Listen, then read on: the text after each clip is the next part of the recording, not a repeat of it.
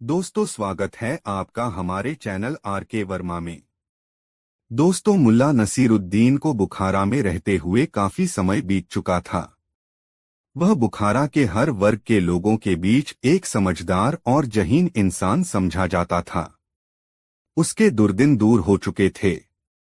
अब तो बुखारा में बिना उसके किसी कार्यक्रम की कल्पना भी नहीं की जा सकती थी। जश्न हो या जलसा, उसमें नसीरुद्दीन को अवश्य आमंत्रण मिलता था। एक शाम मुल्ला नसीरुद्दीन के पास बुखारा के एक रईस के घर से भोजन करने का बुलावा आया।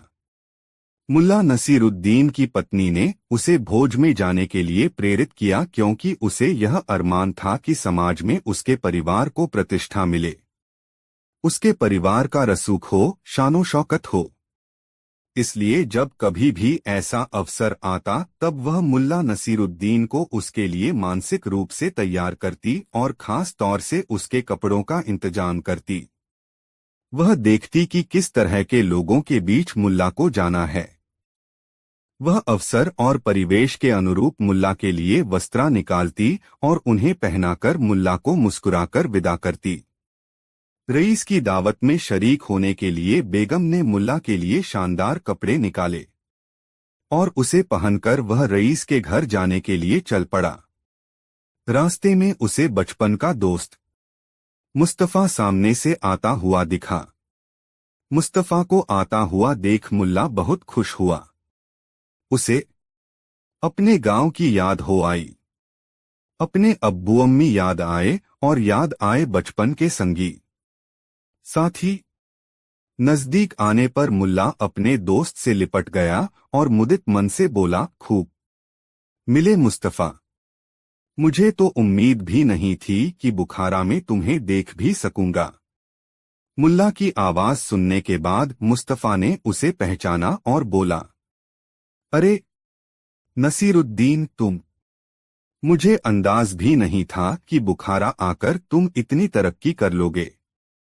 मुझे अब यह एहसास है कि बुखारा का बच्चा बच्चा तुम्हें जानता है और तुम्हारी इज्जत करता है। बुखारा आकर मैंने जिससे भी पूछा तुम्हारे घर के बारे में, उसने मुझे बहुत इज्जत बख्शी और तुम्हारे घर का पता बताया। थोड़ा रुककर मुस्तफा ने मुल्ला से पूछा, तुम कहीं जा रहे हो नसीरुद्दीन? तुम्हारे लिबास से ऐसा ही लगता है। हाँ दोस्त, तुम भी चलो, एक परिचित के घर दावत है। तुम्हारे साथ जाने पर उसे खुशी ही होगी, कोई एतराज नहीं होगा, उससे मुल्ला नसीरुद्दीन ने कहा। मुस्तफा ने अपने मित्र की भावुकता पर हंसते हुए कहा, तू नहीं बदला नसीर, आज भी तू बच्चे की तरह भोला भाला है। मुझे तुम्हारे साथ कहीं भी जाने में कोई एतराज नहीं है, मगर तू देख रहा है बुखारा पहुंचते पहुंचते मेरे कपड़ों की क्या हालत हो गई है। शरीर में बार बार पसीना सूखता रहा है, सारा बदन चिटचिट कर रहा है। ऐसे में किसी जलसे या दावत में मेरा जाना ठीक नहीं होगा। मुल्ला नसीरुद्दीन उस समय बचपन के दोस्त के मिलने से उमंग से भरा था।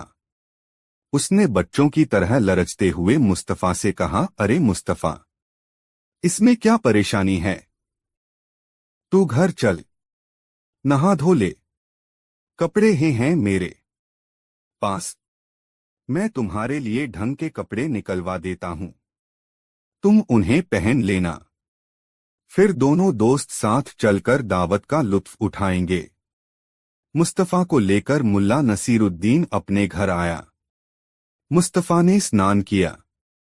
अपनी बेगम से कहकर मुल्ला नसीरुद्दीन ने मुस्तफा के लिए अपनी शानदार शेरवानी और चूड़ीदार पाजामा मंगाया और नक्काशीदार जूती भी।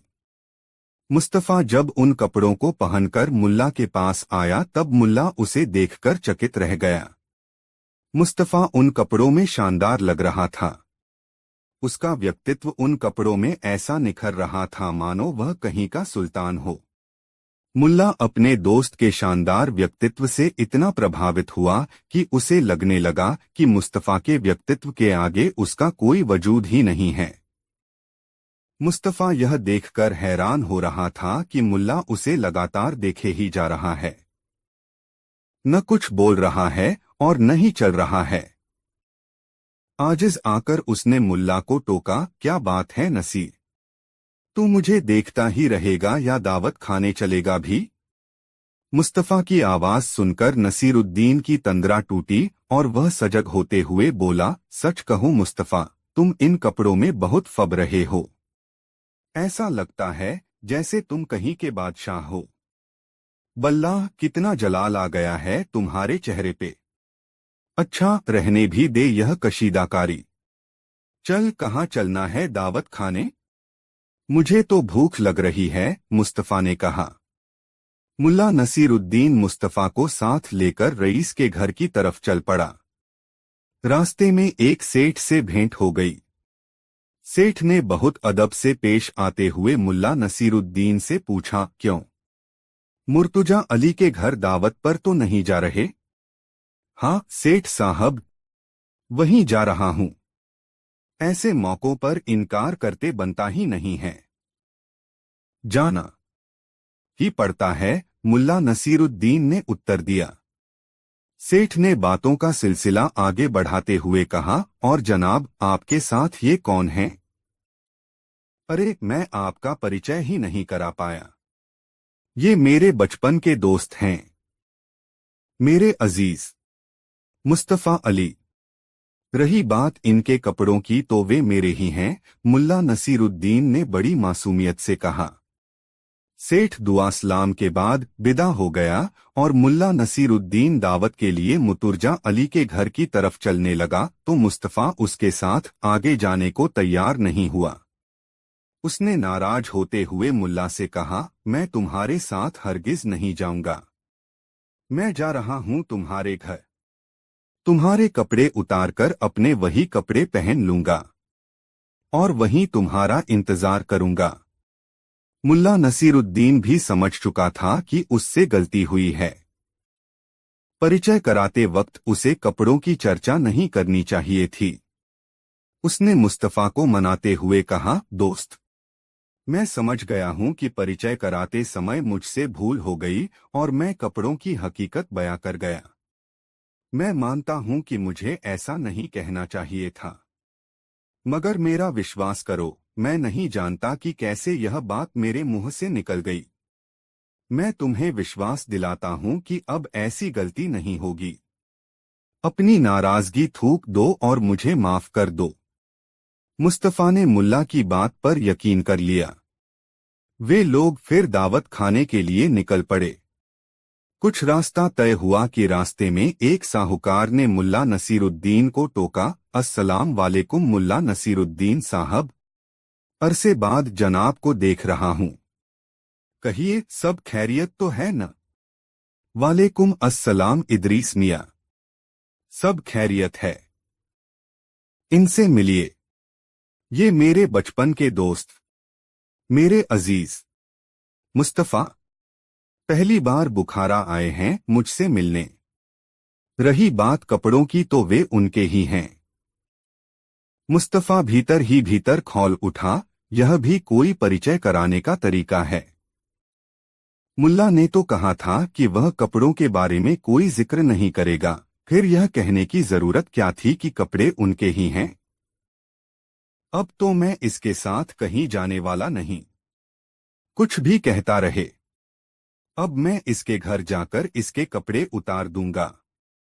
बड़ा आया कपड़ा दिखाने वाला।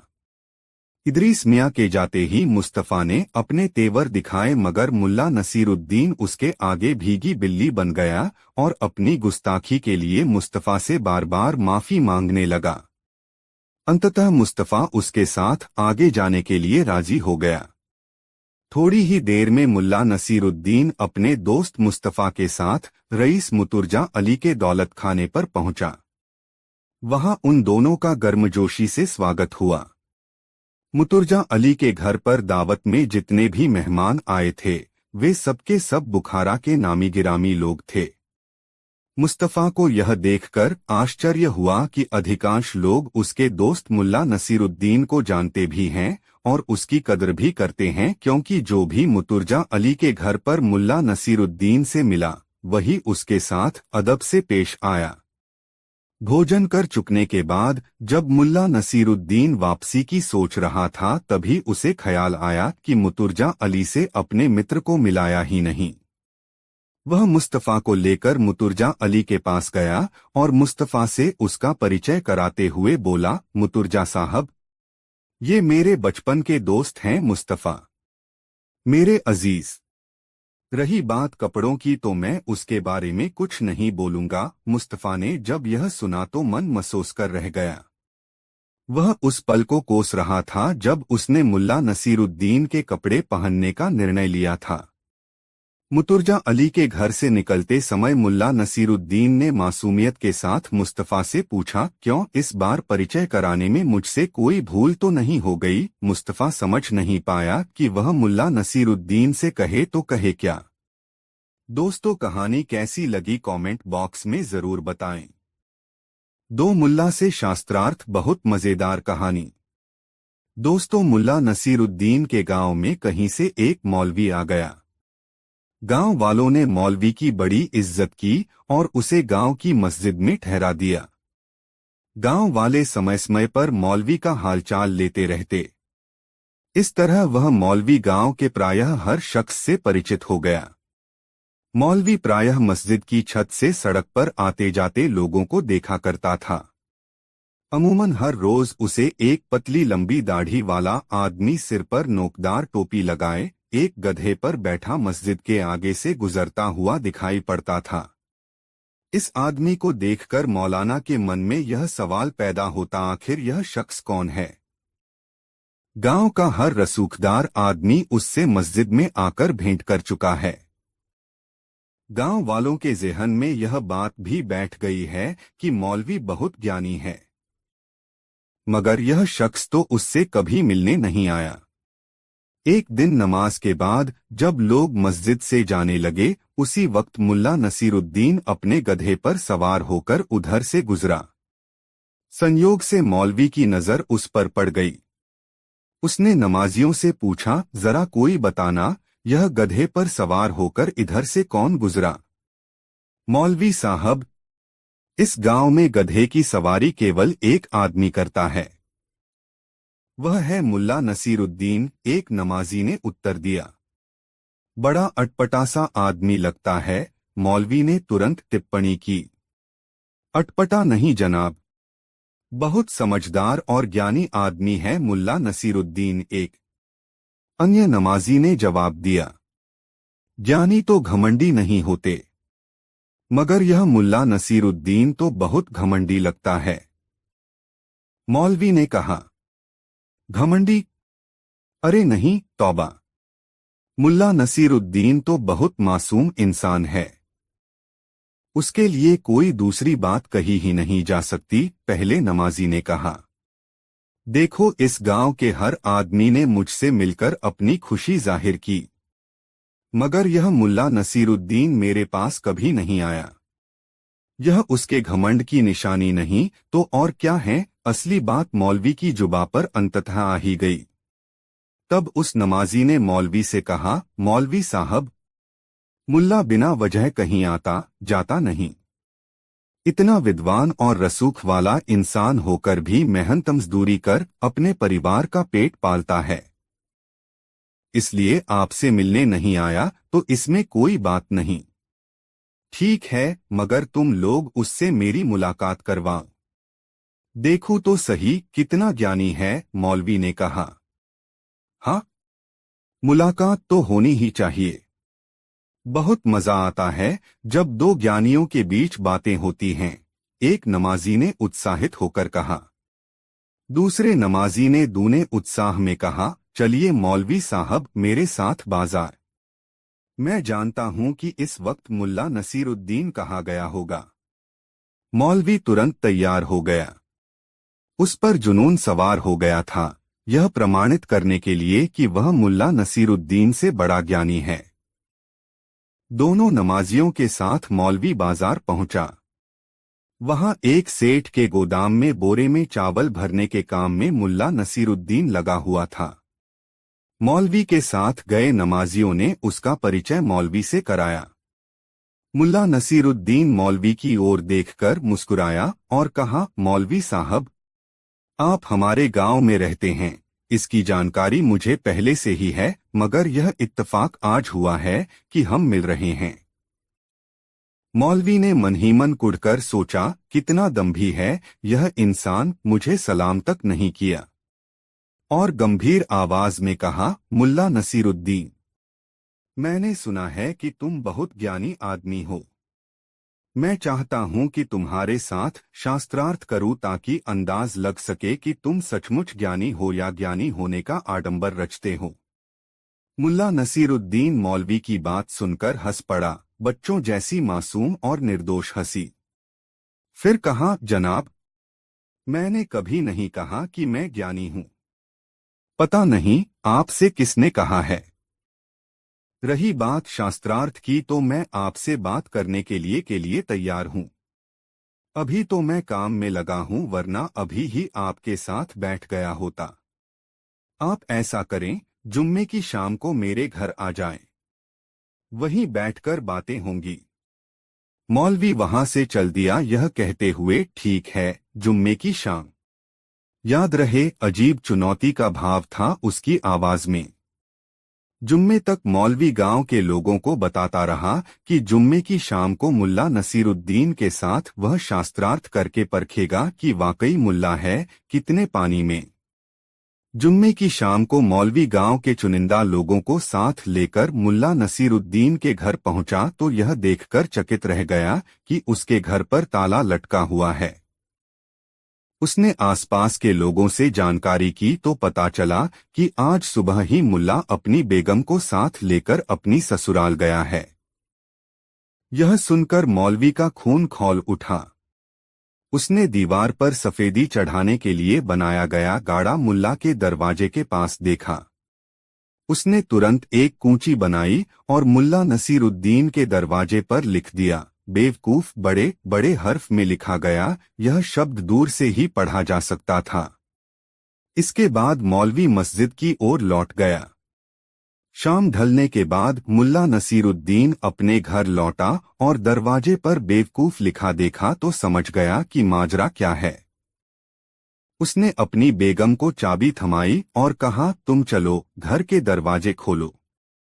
मैं अभी आया। बेगम कुछ कहती उससे पहले नसीरुद्दीन तेज कदमों से चलता हुआ मस्जिद पहुंच गया और मौलाना से जाकर कहा, माफ कीजिए जनाब, मैं भूल गया था कि आज आप मेरे गरीब खाने पर शास्त्रार्थ के लिए आने वाले हैं, वरना मैं ससुराल नहीं जाता। मगर मुझे याद था और मैं गया भी था। आपके दरवाजे से लौट आया, मौलवी ने कहा। हाँ, जवाब। दरवाजे पर आपका नाम बड़े हर्षों में देखकर मैं समझ गया और आपसे माफी मांगने चला आया। अच्छा, अब चलता हूँ। मौलवी अकचकाया सा मुल्ला को देखने लगा और मुल्ला अपनी दाढ़ी सहलाता हुआ मस्जिद से बाहर आ गया। दोस्तों, वीडियो को एक लाइक जरूर कर दे। 3 दोस्तों, मुल्ला नसीरुद्दीन के गांव में एक बार अकाल पड़ा। लोग अन्न के दाने के लिए तरस गए। अकाल का प्रभाव गांव के बाजार पर भी पड़ा और सदा गुलजार रहने वाले बाजार में सन्नाटा सा छाने लगा।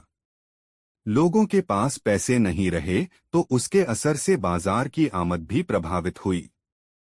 मुल्ला नसीरुद्दीन बाजार के काम से ही अपना और अपनी बेगम का पेट पालता था, लेकिन अकाल के प्रभाव के कारण उन व्यापारियों की हालत भी ठीक नहीं थी जिनसे मुल्ला नसीरुद्दीन को कोई न कोई काम मिल जाया करता था। उसे अब कभी बाजार में काम मिलता और कभी नहीं मिलता। इस तरह कई महीने गुजर गए। मुल्ला नसीरुद्दीन की जमा पूंजी निकल गई। खस्ताहाली की वजह से उसकी बेगम चिड़चिड़ी हो गई।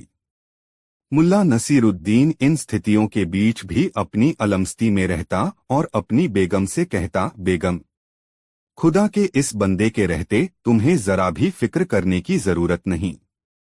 बस तुम हर हाल में खुश रहा करो। तुम्हारी ही नहीं, पूरे गांव की हालत खराब है। जरा उन लोगों के बारे में सोचो जो हफ्तों पत्ते उबालकर खाते हैं। भूखे पेट नसीहत किसे अच्छी लगती है। मुल्ला नसीरुद्दीन की पत्नी भी मुल्ला की नसीहतों से चिढ़ सी जाती मगर कुछ बोलती नहीं थी।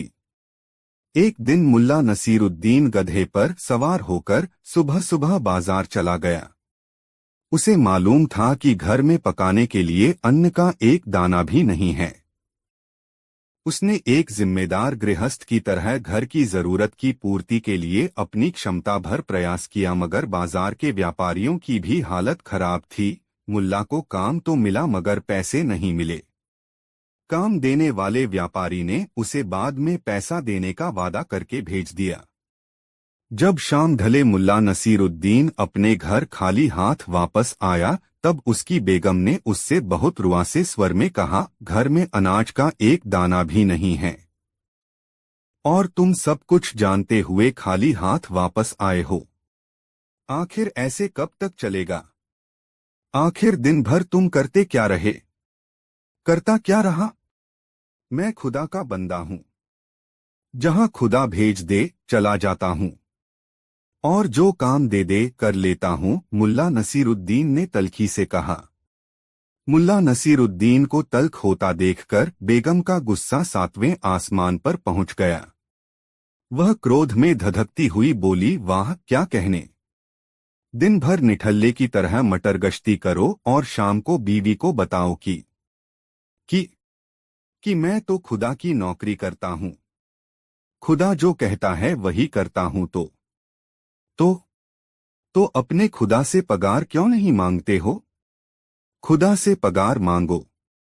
कहो खुदा से कि तुम्हारा परिवार हो रहा है फाकाक्षी का शिकार। मुल्ला नसीरुद्दीन को बेगम की बातें चुभ गई। बेगम का गुस्सा चूंकि वाजिब था इसलिए उसने कुछ कहा नहीं और तुरंत गधे पर सवार होकर घर से बाहर चला आया। गधा अपनी मस्ती में चल रहा था और मुल्ला नसीरुद्दीन गधे पर बैठा सोच रहा था, जाऊं तो कहाँ जाऊं? मांगू तो किससे? सबकी हालत जानता हूं। किसी के पास अपना ही पेट भरने के लिए अनाज नहीं है तो कोई कहां से मेरी सहायता करेगा?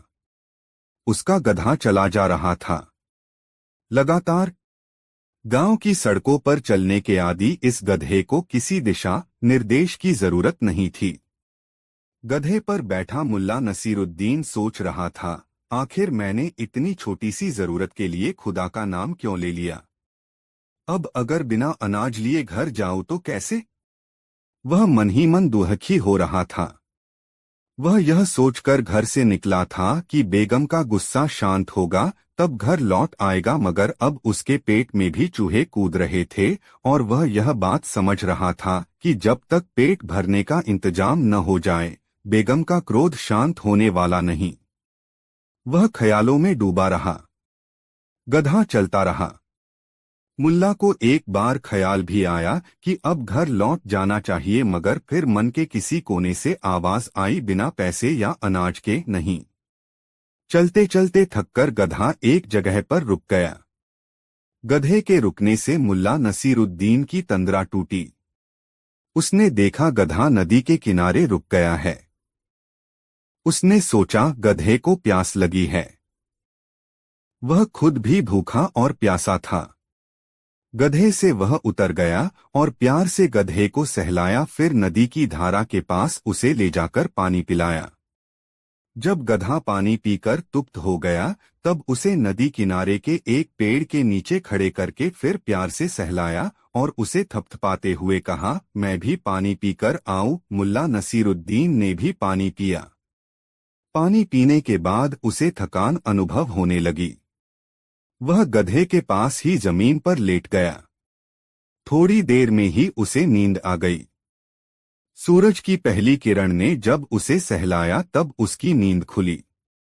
ठंडी हवा के झोंकों की मस्ती ने उसमें जैसे नया प्राण फूंका। चिड़ियों के कलरव को उसने देर तक मुग्ध होकर अपनी पलकें मूंद कर सुना। भूख प्यास का कोई एहसास उस वक्त उसे नहीं था।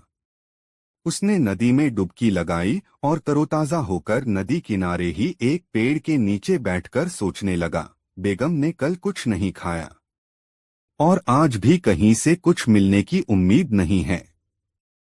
गधा नदी किनारे इधर उधर उगी सूखी कुम्हलाई दूब चरने में व्यस्त था। मुल्ला नसीरुद्दीन को अपनी बेगम की बात याद आई। तू खुदा का बंदा है तो खुदा से अपनी पगार क्यों नहीं मांगता।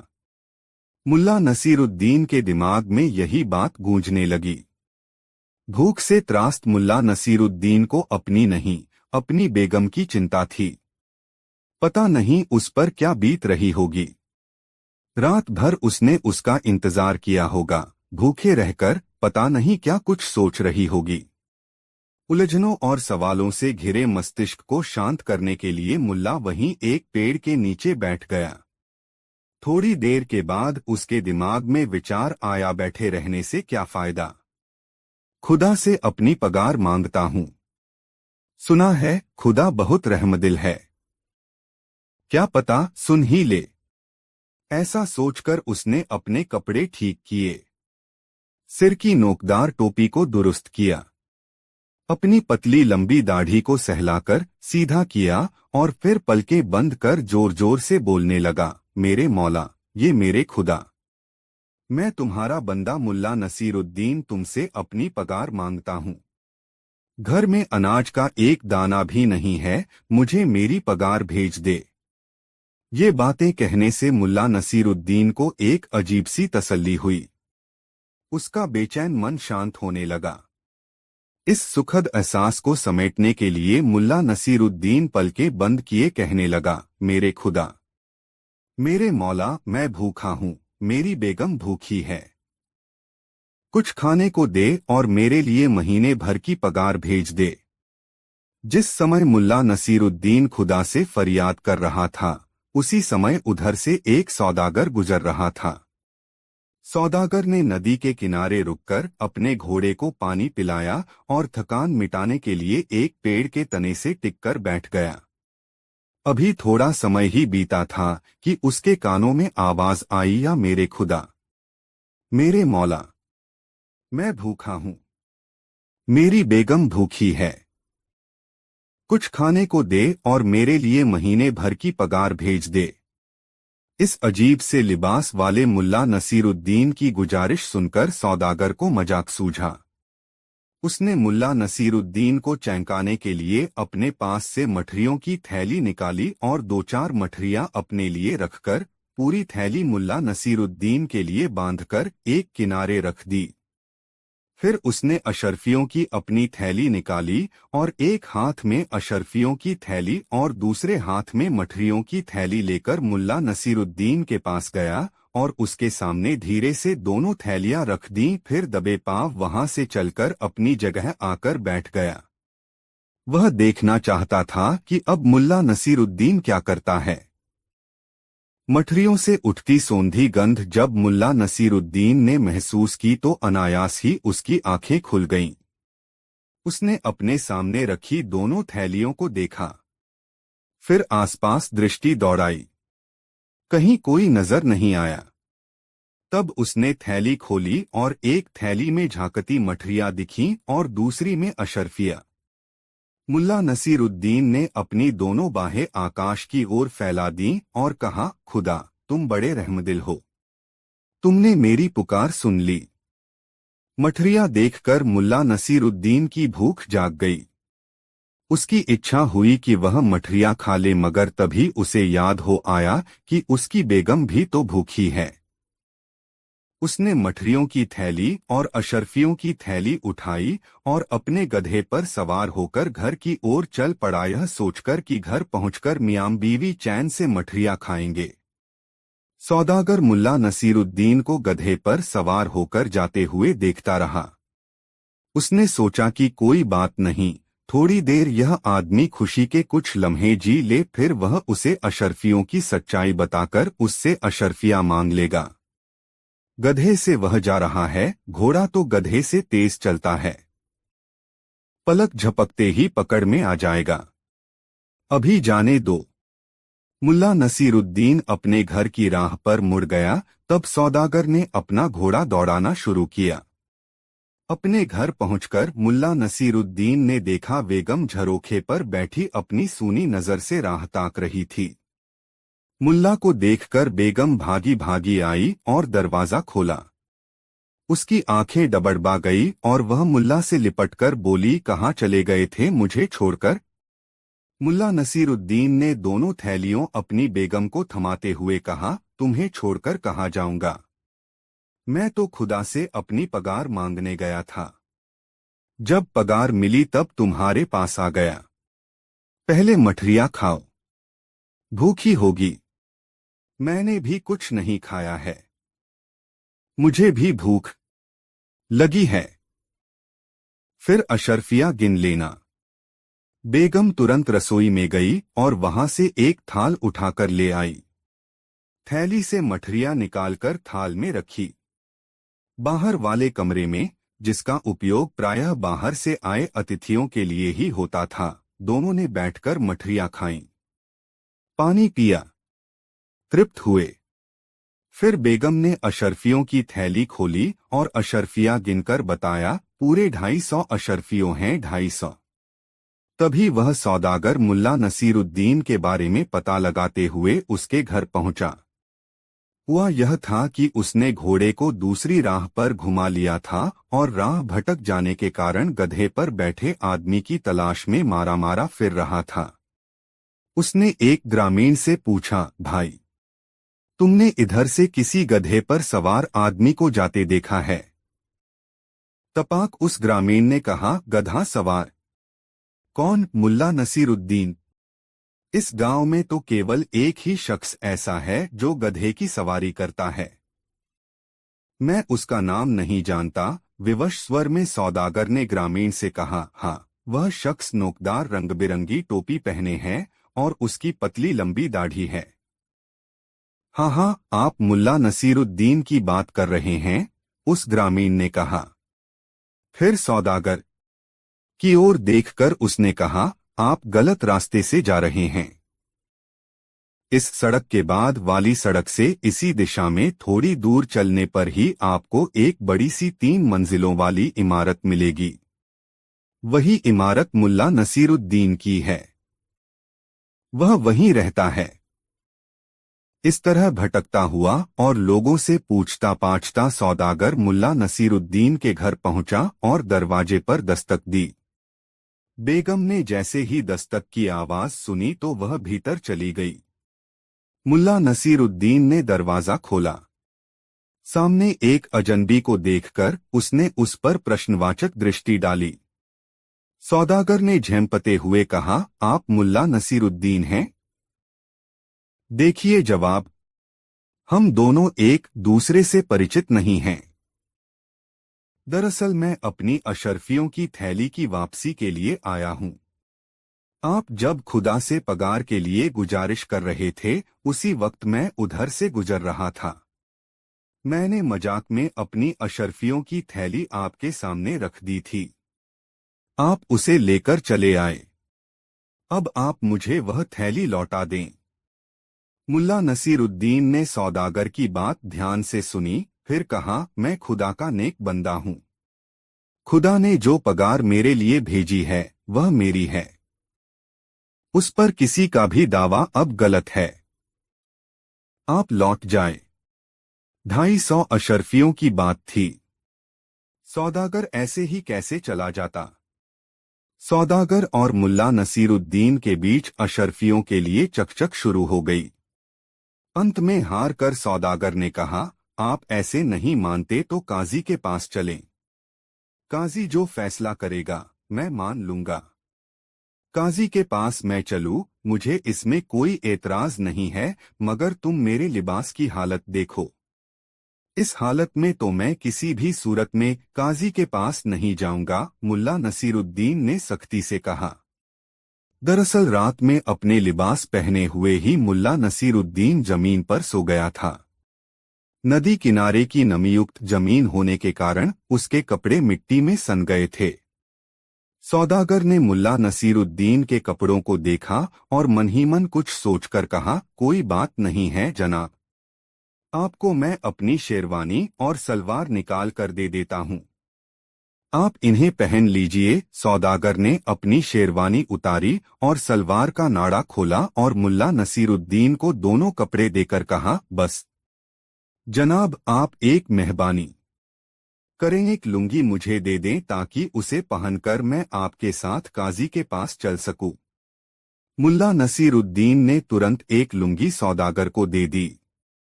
सौदागर ने लुंगी लपेट ली और मुल्ला नसीरुद्दीन ने शेरवानी और सलवार पहन ली। सौदागर ने कहा, अब आप अशरफियों की थैली लेकर मेरे साथ काजी के पास चलें। ऐसे कैसे चलें? तुमने मेरी जूती देखी है? कैसी लग रही है? कीचड़ से लथपथ, बदरंग और मैली। क्या मैं वह जूती पहनकर काजी के पास चलूं? हरगिज नहीं, मुल्ला नसीरुद्दीन ने आंखें तरेरते हुए कहा।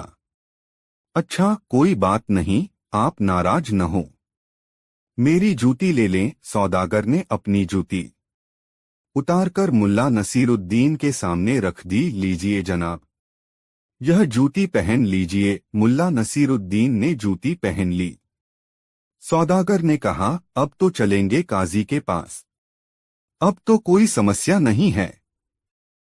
समस्या कैसे नहीं है? समस्या तो है ही। नहीं, मैं नहीं जाऊंगा। इस तरह काजी के पास मुल्ला नसीरुद्दीन ने पाँव पटकते हुए कहा। अब क्या समस्या रह गई जनाब? कुछ कहें तो परेशान होते हुए सौदागर ने पूछा। अरे भाई, तुम्हारे पास दिमाग है या नहीं? मेरे पास सवारी के लिए सिर्फ एक गधा है। क्या समझते हो? मुल्ला नसीरुद्दीन गधे पर सवार होकर जाएगा काजी से मिलने? कतई नहीं, मुल्ला नसीरुद्दीन ने पाँव पटकते हुए कहा। ठीक है जनाब, सौदागर ने खुशामदी लहजे में कहा, आप मेरा घोड़ा से लीजिए। आप घोड़े पर बैठकर चलिए और मैं पावपैदल आपके साथ काजी के पास चलूंगा। मुल्ला नसीरुद्दीन ने ऐसा दिखाया जैसे वह विवश होकर काजी के पास चलने को तैयार हुआ हो, और कहा, ठीक है, चलिए। मुल्ला नसीरुद्दीन ने अशरफियों की थैली अपने हाथ में उठा ली और घर से बाहर आकर सौदागर के सफेद शानदार घोड़े पर सवार हो गया। शेरवानी, सलवार और शानदार जूती के साथ ही उसके सिर पर उसकी शानदार नोकदार टोपी थी। घोड़े पर जाता हुआ मुल्ला नसीरुद्दीन किसी सुल्तान से कम नहीं दिख रहा था, और घोड़े के साथ साथ लुंगी गंजी में चलता सौदागर, जो नंगे पांव भी था, किसी सिरफिरे से कम नहीं लग रहा था। चलते चलते आखिर दोपहर तक दोनों काजी के पास पहुंच ही गए। काजी को देखकर मुल्ला नसीरुद्दीन ने काजी को सलाम किया और कहा, हुजूर, मुझे इस सिरफिरे से बचा लो। काजी ने ऊपर से नीचे तक सौदागर को देखा। अपनी अशरफियों की चिंता में सौदागर बावला सा दिख रहा था। उसने मुल्ला नसीरुद्दीन को अशरफियों की थैली देने की कहानी सविस्तार काजी से कह सुनाई। काजी हैरत में पड़ गया और मुल्ला नसीरुद्दीन की तरफ एक बार देखने के बाद सौदागर से पूछा, तुमने बताया कि तुम सौदागर हो और तुमने मजाक में अपनी अशरफियों की थैली मुल्ला नसीरुद्दीन को दे दी। कौन विश्वास करेगा तुम्हारी बात पर? ऐसा कहते हुए काजी ने फिर सौदागर को ऊपर से नीचे तक देखा। मौका ताड़कर मुल्ला नसीरुद्दीन ने तुरंत कहा, काजी साहब, बात सिर्फ अशरफियों की थैली की ही होती तो कोई बात नहीं थी। यह शख्स तो अब यह भी कहेगा कि यह शेरवानी भी उसकी है, यह सलवार भी उसकी है, यह जूती भी उसकी है, और बाहर खड़ा वह घोड़ा भी उसी का है जिससे मैं आया हूं। मुल्ला नसीरुद्दीन की बात सुनकर सौदागर घबरा गया। अरे, यह क्या?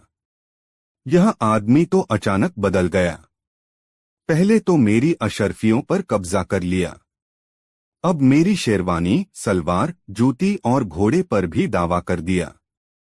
वह बौखलाकर बोला, काजी साहब, काजी साहब, अशरफिया जो मुल्ला नसीरुद्दीन के हाथ की थैली में हैं, सलवार, शेरवानी व जूती जो उसने पहन रखी है, और वह घोड़ा भी जिससे वह आया है, सचमुच सब मेरे हैं। काजी के सामने बावला सा, सौदागर बार बार गिड़गिड़ाता हुआ अपनी बात दोहरा रहा था। सौदागर की हरकतों पर गौर करते हुए काजी ने मुल्ला नसीरुद्दीन की तरफ देखा। उसके चेहरे पर निश्चिंतता का भाव था और आंखों में विश्वास भरी चमक। काजी ने अपना फैसला सुनाया, खुद को सौदागर बताने वाले बावले को चिकित्सा के लिए अस्पताल भेजा जाए और मुल्ला नसीरुद्दीन को उसकी अशर्फियों, घोड़े एवं अन्य सभी असवाबों जो उससे ताल्लुक रखते हैं के साथ बाइज्जत बरी किया जाए। दोस्तों, यह कहानी अपने मित्रों को जरूर शेयर करें। चार चाबी की खोज नई मजेदार कहानी। मुल्ला नसीरुद्दीन के कारनामों की दूर दूर तक चर्चा होने लगी थी। उसे कुछ लोग बहुत पहुंचा हुआ इंसान मानने लगे थे तो कुछ सिद्ध पुरुष की संज्ञा देने लगे थे। ऐसे सिद्ध पुरुष की जिसकी उलझलूल सी लगने वाली हरकतों में भी जीवन का कोई गूढ़ रहस्य छिपा होता है।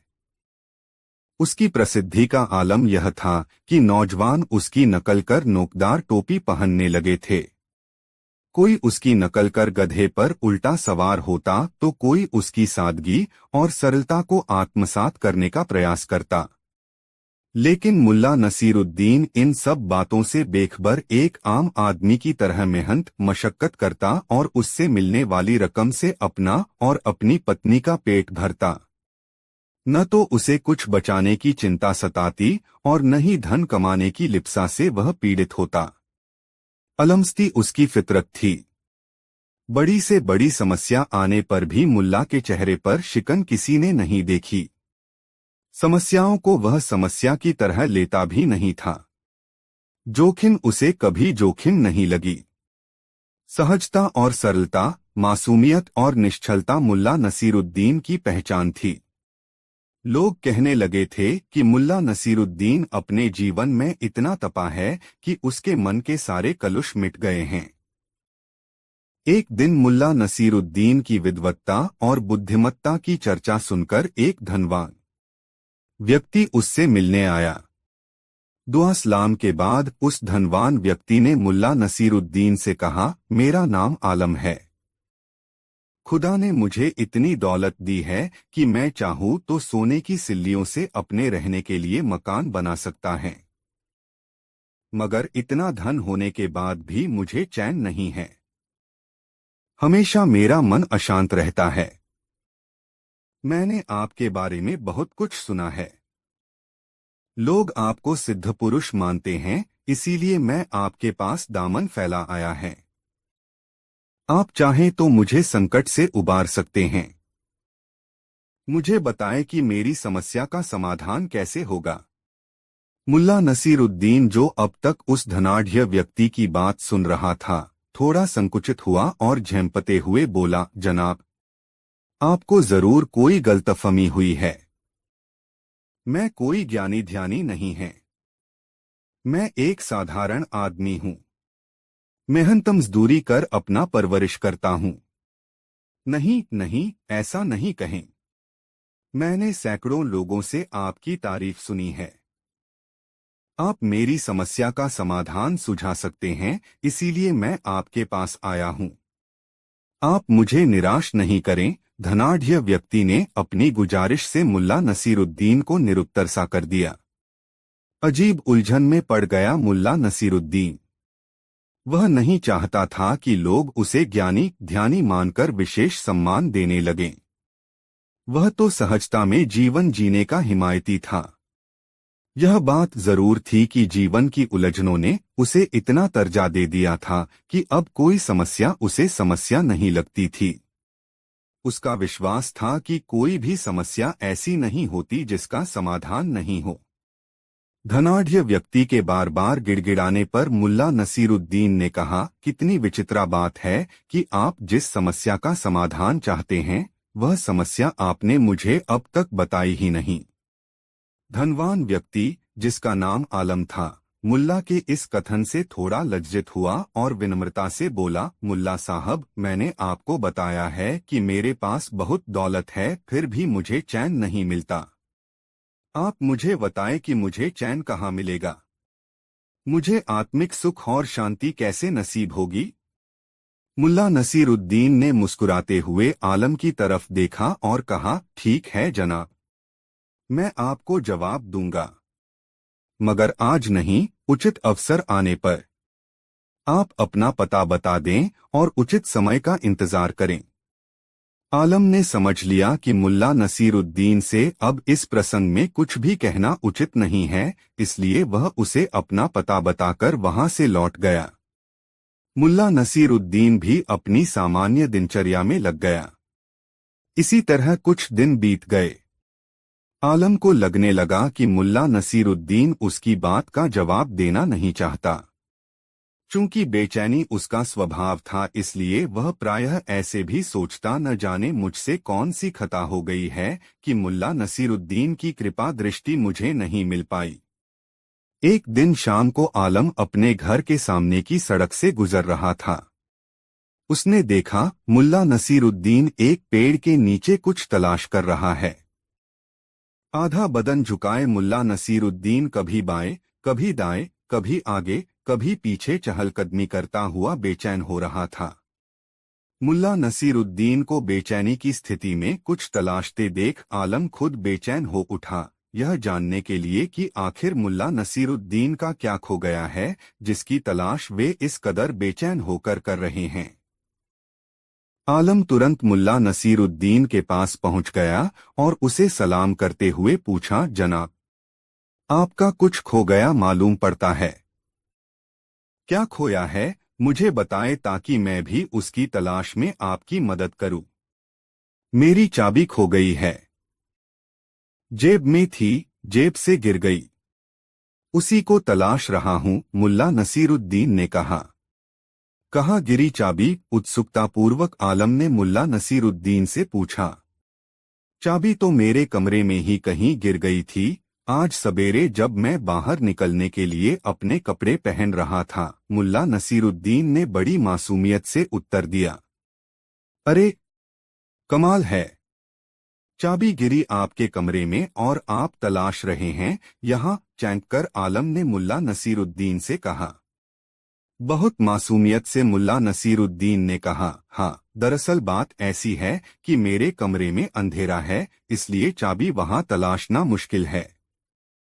इस समय यहाँ उजाला है, यही उजाला देखकर मैं यहाँ चाबी खोजने लगा, मुल्ला नसीरुद्दीन ने उत्तर दिया। आलम को मुल्ला नसीरुद्दीन का यह उत्तर अटपटा लगा। उसने बड़ी बेबाकी के साथ मुल्ला नसीरुद्दीन से कहा, जनाब, मैं तो आपको एक सिद्ध पुरुष मानता था, समझता था कि आप बड़े बुद्धिमान हैं, मगर आप अभी जो काम कर रहे हैं वैसा तो कोई मूर्ख भी नहीं करेगा। अदना से अदना आदमी भी यह समझता है कि कोई वस्तु जहां गिरी है वहीं से मिलेगी। ऐसा तो हो ही नहीं सकता कि चाबी गिरे कमरे में और चाबी मिले पेड़ के तने के पास मुख्य सड़क पर। आलम की बात सुनकर मुल्ला नसीरुद्दीन जोरों से हंसने लगा, बिल्कुल बावलों की तरह, और हंसते हंसते बोला, आलम, आप तो मेरी तरह ही हरकतें कर रहे हैं। सुख और शांति सद्भाव और निश्चितता में है, लेकिन आप उसकी खोज धन से करना चाहते हैं। धन से कभी सुख और शांति किसी को नसीब हुई है? मुल्ला नसीरुद्दीन की बात सुनकर आलम को अचानक याद आ गया कि एक दिन उसने मुल्ला नसीरुद्दीन से जानना चाहा था कि उसे सुख और शांति कैसे नसीब होगी, और मुल्ला ने जवाब दिया था, उचित अवसर आने पर बताऊंगा। आलम समझ गया कि चाबी की खोज महज एक बहाना था। उसे सही प्रयास की दिशा बताने के लिए ही मुल्ला नसीरुद्दीन ने चाबी खोजने का नाटक किया है। वह स्वतः मुल्ला नसीरुद्दीन के कदमों पर लौट गया और कहा, धन्य हुआ मैं, आपने मेरी उलझन दूर कर दी। दोस्तों, यह वीडियो अपने मित्रों को जरूर शेयर करें। 5 मुल्ला की नसीहत। मजेदार कहानी। मुल्ला नसीरुद्दीन की पत्नी एक दिन सुबह सुबह घर के मैले कपड़े धोने बैठी। मुल्ला सुबह की सैर के लिए निकल गया। उन दिनों मुल्ला को सेहत सुधारने के लिए कुछ न कुछ करने का चस्का लग गया था। वह समय समय पर अपनी पत्नी को नसीहत देता रहता, खाली मत बैठो, हमेशा कुछ न कुछ करती रहो। इससे शरीर चुस्त दुरुस्त, दिमाग तरोताजा और मन शांत रहता है। खुदा की यही 3 नियामतें हैं। इन्हें जिसने पा लिया वही खुशकिस्मत है। मुझे देखो, हमेशा सक्रिय रहता हूँ जिससे मेरा मन मेरे नियंत्रण में रहता है। मेरा शरीर मेरी चेष्टाओं की अवहेलना नहीं करता। मेरे कदम नपेतुले होते हैं और दिमाग हमेशा तरोताजा बना रहता है, जिससे मुझसे गलतियां नहीं होती। हाँ, तो मुल्ला नसीरुद्दीन सुबह की सैर के लिए निकल गया। घंटे भर बाद लौटा। उस समय भी उसकी गोलमटोल बेगम कपड़े धोने में लगी हुई थी। मुल्ला को सैर करके वापस आया देख उसकी बेगम ने उसे आवाज लगा दी, जरा इन धुले कपड़ों को छत पर फैला आइए। मुल्ला को पत्नी का यह निर्देश पसंद नहीं आया। उसने तुरंत कहा, अरे क्या आधा अधूरा काम करती हो? कपड़े धोने का मतलब कपड़े की धुलाई करना, उन्हें सुखाना, सुखाने के बाद शिकन हटाने के लिए उन पर इस्त्री करना और तह लगाकर उन्हें करीने से अलमारी में रखना भी होता है। मगर तुम्हें कौन समझाए? इतने दिनों से गृहस्थी संभाल रही हो मगर अब तक तुम में कपड़े धोने तक का शऊर नहीं आया। मुल्ला की तकरीर सुनकर उसकी पत्नी जल भुन गई, मगर वह करती भी क्या। उसने मुल्ला के मुंह लगने से बेहतर यही समझा कि खुद उठकर कपड़ों को फैला आए। सुबह से लगातार कपड़े धोते रहने के कारण वह थक भी गई थी। इसलिए वह उठी और कपड़ों को बटोर कर ले जाने लगी कि आंगन में एक स्थान पर काई होने के कारण उसका पाँव फिसल गया और संभलने की कोशिश में उसके हाथ से छिटककर धोए कपड़े दूर जा गिरे। कपड़ों में जगह जगह मिट्टी लग गई। मुल्ला की पत्नी ने कपड़े उठाए और उन्हें लेकर फिर से खंगालना शुरू किया। मुल्ला यह नजारा देख रहा था। उसे पत्नी पर बोलने का फिर अवसर मिल गया। उसने पत्नी से कहा, देखा बेगम, मन और शरीर में संतुलन नहीं होने से ऐसा ही होता है। जरूर तुम्हारा दिमाग कहीं और था और मन में किसी बात को लेकर उथल पुथल हो रही थी जिसके कारण तुमने अपने शरीर का नियंत्रण खो दिया। सोचो, तुम गिर भी सकती थी। इसी से तो कहता हूं कि। मुल्ला की पत्नी ने बीच में ही टोकते हुए कहा, नसीहतें देने के स्थान पर यदि तुमने मेरे काम में थोड़ा हाथ बंटाया होता तो ऐसा कतई नहीं होता। सुबह से कपड़े धोते धोते मैं थक गई हूं। इसलिए ही तुमसे कहा था कि कपड़े छत पर फैला आओ, मगर तुम मेरी सुनते कब हो। मुल्ला नसीरुद्दीन को लगा कि अब नसीहत देने के स्थान पर उसे खुद कपड़े सूखने के लिए छत पर ले जाकर फैला देना चाहिए। वह उठा और कपड़े लेकर छत पर चला गया और उन्हें सूखने के लिए फैला दिया। वापस लौटने पर उसने अपनी पत्नी को रसोई की तरफ जाते देखा। उसकी चाल में थोड़ी लंगड़ाहट थी। मुल्ला नसीरुद्दीन को यह बात समझ में आते देर नहीं लगी कि फिसलने के कारण बेगम के पाँव में मोच आ गई है। मोच खाए पाव के बावजूद उसकी पत्नी ने खाना तैयार किया और उसके लिए भोजन परोस दिया। उस समय तक उसने कुछ भी नहीं खाया था। उसने भोजन पर बैठते समय उससे कहा भी, बेगम तुम भी खा लो। मगर उसने यह कहते हुए उस समय भोजन करने से इनकार कर दिया कि अभी कमरों में झाड़ी लगाना है और बिस्तर ठीक करने हैं, चादर बदलना है। इन कामों को निपटाकर स्नान करूंगी तब भोजन करूंगी, आप खा लीजिए। मुल्ला नसीरुद्दीन ने भोजन किया और बगीचे में जाकर टहलने लगा। लगभग घंटे भर बाद जब वह अपने कमरे में आया तो देखा बेगम सारे कामों से फारिग होकर आराम फरमा रही है। उसने बेगम से पूछा, तुमने खाना खा लिया? हाँ, संक्षिप्त सा उत्तर दिया बेगम ने। तो कुछ और करती। दिन का वक्त इंसान को सक्रियता के लिए मिला है बेगम। सक्रिय रहने से मन प्रफुल्लित रहता है। तन में खून का संचार सही रहता है, जिससे सेहत दुरुस्त रहती है। मुल्ला नसीरुद्दीन ने अपनी बेगम को फिर से अच्छी सेहत का पाठ पढ़ाना शुरू कर दिया। मगर बेगम ने मुल्ला को बीच में ही टोक दिया, यह क्या? तुम समझ रहे हो कि मैं बिस्तर पर आराम करने के लिए लेटी हूँ। सुबह से तो मैं लगातार काम करती रही हूँ मगर फिसलने के बाद से पाँव में दर्द है। अब तो खड़ा भी नहीं हुआ जाता। और तुम हो कि मुझे अच्छी सेहत का राज बताने में लगे हो।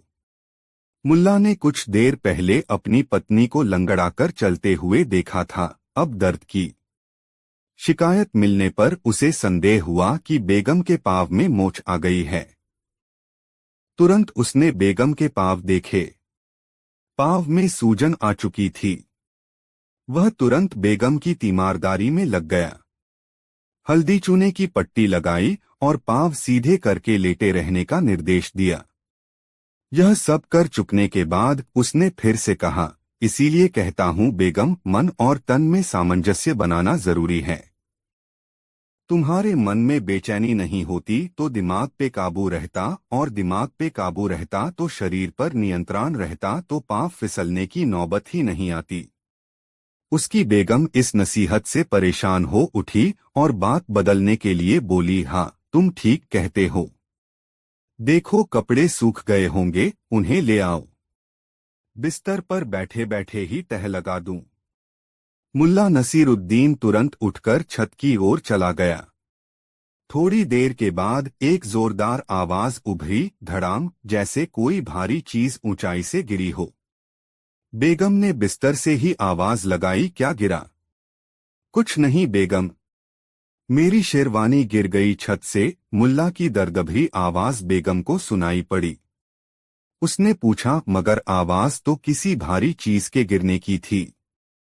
कुछ नहीं बेगम, शेरवानी में मैं भी हूं न। मुल्ला नसीरुद्दीन की कराहती हुई आवाज सुनकर बेगम बिस्तर से उतरकर आंगन की ओर चल पड़ी। दोस्तों, कहानी कैसी लग रही है कमेंट बताना ना भूले। 4 दिन का चैन और रात की नींद हराम। दोस्तों, इसी प्रकार थोड़े से दिन वक्त के गर्भ में फिसल गए। इसी बीच मुल्ला नसरुद्दीन की भड़काऊ हरकतों के कारण अमीर के खजाने को बड़ा भारी नुकसान पहुंचा। शाही खाने को इतना अधिक घाटा हुआ था कि उसे सरलता से पूरा नहीं किया जा सकता। इस बार खैरात आदि से जितना धन प्राप्त हुआ था, पिछले वर्षों की अपेक्षा यह 10वां हिस्सा भी नहीं था।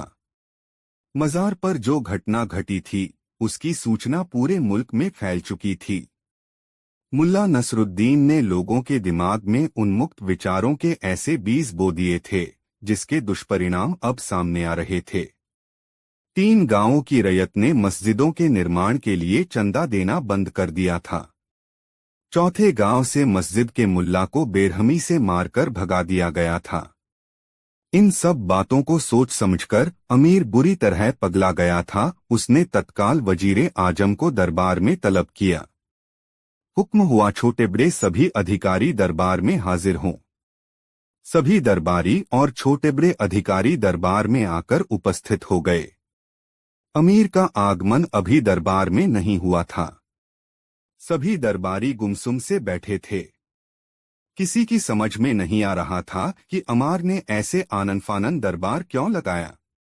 तभी विचारों की उधेड़-बुन में खोए, माथे पर सिलवटे लिए भारी कदमों से जैसे ही अमीर दरबार में पधारे, सभी उनके सम्मान में उठकर खड़े हुए, फिर उनके सिर घुटनों तक झुक गए।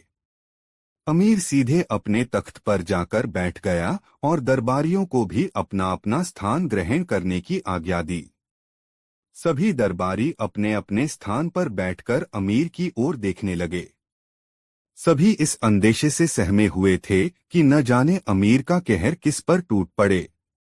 चंवर डुलाने वाला व हुक्का बरदार अपनी अपनी सेवाएं देने के लिए तैनात हो चुके थे। चापलूस शायर व आमिल यथास्थान खड़े थे, लेकिन अमीर की गंभीर मुखमुद्रा और परेशानी पर पड़े बल देखकर सब खामोश थे। किसी के मुंह से कोई बोल नहीं फूट रहा था। एकाएक अमीर की धीमी मगर धीर गंभीर आवाज वहां गूंजी, हम पूछते हैं कि बुखारा पर किसकी हुकूमत है, हमारी या उस काफिर मुल्ला नसरुद्दीन की? बोलते बोलते अचानक अमीर की आवाज भर्रा गई, बोलो, जवाब दो। हम आप लोगों का जवाब जानना चाहते हैं। यह सुनते ही सारे दरबारी थर-थर कांपने लगे। मंत्री एक दूसरे को कोहनी मार रहे थे। वह हमारे खिलाफ जनता को भड़का रहा है। धीरे धीरे अमीर की आवाज तेज होती जा रही थी। हमारे शाही खजाने को जबरदस्त घाटा पहुंच रहा है। उसने मुल्क की शांति भंग कर रखी है। हमारे दिन का चैन और रात की नींद उस कमबख्त ने छीन ली है। उस पाजी मुल्ला नसरुद्दीन को, जिसने पूरे मुल्क में कहर बर्पा किया हुआ है, कैसे ठिकाने लगाया जाए? यह जवाब हम तुम लोगों से मांगते हैं। ए इंसाफ पसंद अमीर, बेशक उस दुष्ट को ऐसी सजा मिलनी चाहिए कि उसकी रूह तक कांप उठे। लगभग सारा दरबार एक साथ बोल उठा। हम पूछते हैं कि अभी तक वह पकड़ा क्यों नहीं गया? इस बार अमीर की क्रोध भरी गुर्राहट सुनाई दी। अब तक उसकी गर्दन कलम क्यों न हो सकी? क्या वह नाचीज और बुजदिल कीड़ा इतना ताकतवर हो चुका है कि तुम सब मिलकर भी उसे मसल नहीं सकते? उसके गुनाहों की सजा दिलाना क्या तुम्हारा काम नहीं? क्या तुम लोगों को हथियार बोझ लगते हैं? क्या तुम सबके सब नामर्द हो? मुझसे नजरें मिलाओ बख्तियार। जमीन मत कुरेदो। अमीर ने सीधे ही वजीरे आजम बख्तियार को निशाना बनाया। बख्तियार ने उठकर अमीर के सम्मान में सिर झुकाया, फिर बड़े ही अदब से बोला, ऐ मेरे अजीज अमीर, आप तो इस गुलाम की खिदमतों से खुद ही भली भांति परिचित हैं। जिस समय आपने इस गुलाम को वजीरे आजम का रुतबा बख्शा था, शाही खजाने को भारी लाभ हुआ था। मैंने सरकारी नौकरी पाने पर तथा दूसरी प्रत्येक चीजों पर कर लगाकर खजाना भरा था। मैंने छोटे सिपाहियों व कर्मचारियों के वेतन आधे कर दिए और उनके खाने पीने का खर्चा भी रियाया पर डाल दिया। तुम्हारी इन खिदमतों का जिक्र मैं पहले भी कई बार सुन चुका हूँ। अमीर गुर्राया, बार बार मैं यह बकवास नहीं सुनना चाहता। मुझे तो सिर्फ इतना बताओ कि मुल्ला नसरुद्दीन को कैसे पकड़ा जाए। हुजूर, इस बार बख्तियार ने कुछ अतिरिक्त हिम्मत बटोर कर कहा, अपराधियों को पकड़ना प्रधानमंत्री के फर्ज में शरीक नहीं है। हमारे राज्य में यह उत्तरदायित्व अरसला बेग साहब को सौंपा गया है, जो कि महल के पहरेदारों व सेना के सबसे बड़े अधिकारी हैं। बख्तियार ने बड़ी सफाई से अपनी बला अरसला बेग के सिर पर डाल दी थी। अमीर फौरन अरसला बेग की ओर पलटे। हाँ, बोलो अरसला बेग, तुम क्या कहते हो?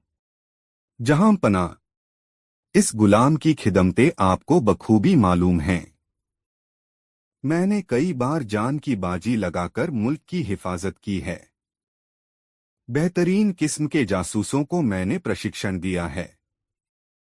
खामोश गुस्ताख, अमीर हलक फाड़कर चिल्लाया, कहाँ हैं तुम्हारे वो जासूस? मुल्ला नसरुद्दीन को क्यों नहीं पकड़ा उन जासूसों ने? जितना तुम लोग अपनी खूबियां बताना जानते हो, उतना ही अपनी कमियों पर भी ध्यान देना सीखो। तुमने कभी सोचा है वह कौन सी कमी है मुझ में कि मुल्ला नसरुद्दीन जैसे एक नाचीज कीड़े को भी हम लोग नहीं कुचल सके, बल्कि उसने ही हमें घुटने टेकने पर मजबूर कर दिया है। मेरे आका, मैं खुद इस बात पर बहुत शर्मिंदा हूं कि वह बार बार हमें चकमा देकर निकल जाता है। मैं समझता हूं कि अब हमें आमिलों की सलाह लेनी चाहिए। कसम मेरे बुजुर्गों की, तुम लोगों को तो चौराहे पर सरेआम फांसी दे देनी चाहिए। अमीर ने क्रोध में आकर हुक्का बरदार को एक थप्पड़ जड़ दिया। इसके बाद आमिल की ओर पलटे। उसकी दाढ़ी इतनी लंबी थी कि वह 2 बार अपनी कमर में लपेट ले। कहिए आमिल साहब, इस मुश्किल को कैसे आसान किया जाए? वह उठा और दुआ की, फिर अपनी दाढ़ी का किनारा अपनी उंगलियों में लपेटकर बोला, हुजूर, कुछ ऐसा किया जाए कि उसके जिस्म में लहू का एक भी कतरा बाकी न रहे। दूसरे आमिल ने कहा कि उसे फांसी पर लटका दिया जाए। आमिलों के ऐसे बेतुके उत्तर सुनकर अमीर का खून खौलने लगा और वह गरजकर बोला, जाहिलों, बदमाशों, अब क्या हमें इतनी भी अक्ल नहीं कि किसी व्यक्ति का सिर काट लेने या फांसी देने से वह जिंदा नहीं बच सकता? हमने पूछा है कि उसे पकड़ा किस तरह जाए, इस बारे में आप लोग कुछ क्यों नहीं बोलते? इस बाबत किसी ने एक अल्फाज भी नहीं बोला, बल्कि सब अपनी अपनी हाँक रहे हैं। एक बात आप सब लोग कान खोलकर सुन लें, यहाँ मौजूद अधिकारियों को वेतन तब तक नहीं मिलेगा जब तक कि मुल्ला नसरुद्दीन पकड़ा नहीं जाता। हम ये भी ऐलान करते हैं कि जो उसे पकड़वाएगा उसे 3000 तंकों का इनाम दिया जाएगा। तुम लोगों की बेवकूफ़ी, काहिली व लापरवाही से खिन्न होकर हमने बगदाद से एक नया आलिम बुलवाया है जिसका नाम मौलाना हुसैन है। अभी तक वह अमीरुल मोमनान बगदाद के खलीफा की नौकरी में था, कहकर वह एकाएक इतना उत्तेजित हो गया कि सिपाहियों से मुखातिब होकर बोला, इन सबको यहाँ से भगा दिया जाए। यह आदेश मिलते ही सिपाहियों ने दरबारियों को बाहर खदेड़ना शुरू कर दिया। बौखलाए हुए से दरबारियों पर सिपाही बुरी तरह टूट पड़े। उनके रुतबे या इज्जत का ध्यान किए बिना ही उन्होंने सबको खदेड़कर दरबार से बाहर कर दिया। दोस्तों, मुल्ला नसरुद्दीन की यह कहानियाँ आपको कैसी लगी कमेंट में ज़रूर बताएं। ऐसी और नई मज़ेदार कहानी सुनने के लिए हमारे चैनल आरके वर्मा को सब्सक्राइब ज़रूर कर ले और यह वीडियो अपने प्यारे मित्रों को ज़रूर शेयर करें। वीडियो देखने के लिए धन्यवाद।